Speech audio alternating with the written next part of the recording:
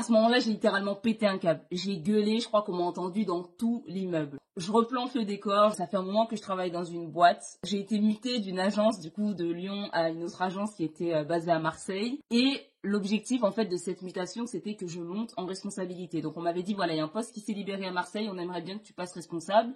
Tu vas commencer par te familiariser avec les équipes et ensuite, une fois que tout se sera bien passé, tu monteras en responsabilité. Je sais pas si on avait fait des promesses à d'autres personnes, à d'autres membres de l'équipe par rapport au poste que j'étais censée avoir. Et mon intégration s'est archi mal passée. Moi forcément, étant donné que j'étais là pour monter en responsabilité, j'hésitais pas à faire beaucoup plus d'heures, beaucoup plus de travail, parce que je savais en fait ce qui allait m'attendre en termes de responsabilité. Et en fait, je crois que ça a été mal perçu. On a pensé que je faisais du zèle, que je faisais de l'excès, genre la fille qui veut trop bien faire. J'ai même eu vent de personnes qui sous-entendaient que j'avais fait des trucs du genre passer sous le bureau ou quoi que ce soit pour avoir plus, en gros que j'en faisais des tonnes.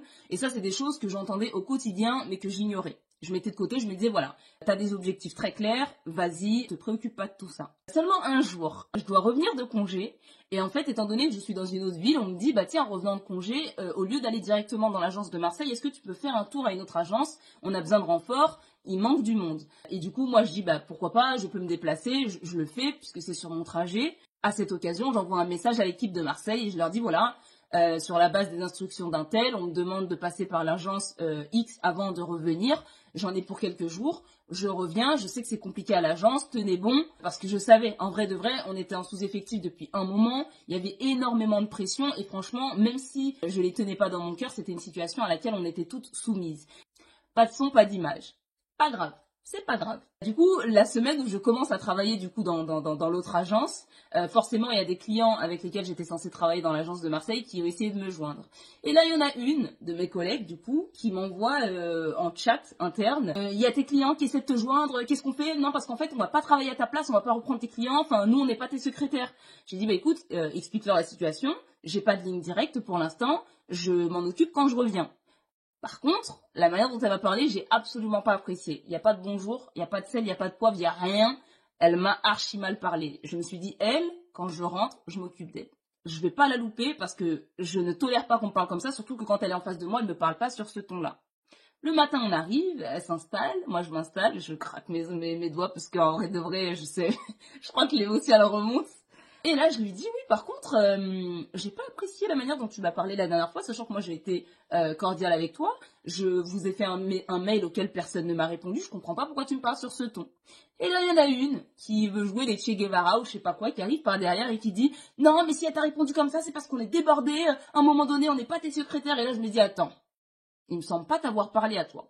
Et donc je lui dis, par contre, je parle pas avec toi, je parle avec elle. Et là, il y a l'autre qui répond dans le dos, non mais elle a raison, à un moment donné, tu te prends pour qui? Nous, on n'est pas là pour gérer tes clients. Et en fait, là, il y en a une qui me parle et l'autre qui me parle, et une qui me parle et l'autre qui me parle. Et elles enchaînent et elles envoient des pics et des pics et des pics et des trucs qui n'ont rien à voir. Et là, la vérité, elles m'ont eu. J'ai pété un câble. J'étais à cran, je me suis mise à gueuler, mais d'une manière, je crois que tout l'immeuble m'a entendu. Et franchement, s'il n'y avait pas un autre collègue qui venait d'un autre service qui était intervenu pour me calmer, je pense que je serais pas redescendue de sitôt. Et donc il est venu, il a calmé le jeu. Peu de temps après, le responsable, enfin le manager est arrivé, il a essayé de temporiser le truc, mais c'était déjà trop tard. Aussitôt après, j'ai regretté.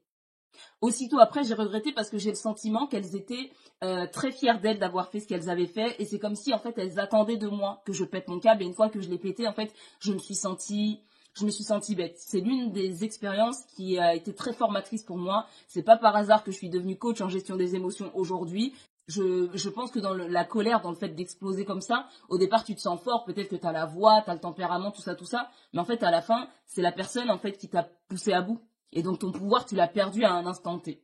C'est Holly Anderson qui a dit « Déchaînez-vous au bon endroit au bon moment avant d'exploser au mauvais endroit au mauvais moment. » Et c'est exactement ce que j'aurais dû faire. Il faut dire que j'étais à ça du burn-out. Et évidemment, peu de temps après, du coup, mon expérience, elle s'est arrêtée. Et c'est pas pour rien que très peu de temps après, je me suis lancée dans l'entrepreneuriat. C'est une longue story time. Je pensais pas que ça allait être aussi long, mais c'est tout ça pour dire que voilà, si vous traversez une phase similaire, soyez à l'écoute de vos émotions. Ne laissez pas les gens vous faire croire que vous êtes autre chose que ce que vous êtes vraiment. Ne laissez pas les gens vous transformer. Et prenez soin de votre santé émotionnelle, c'est vraiment le plus important.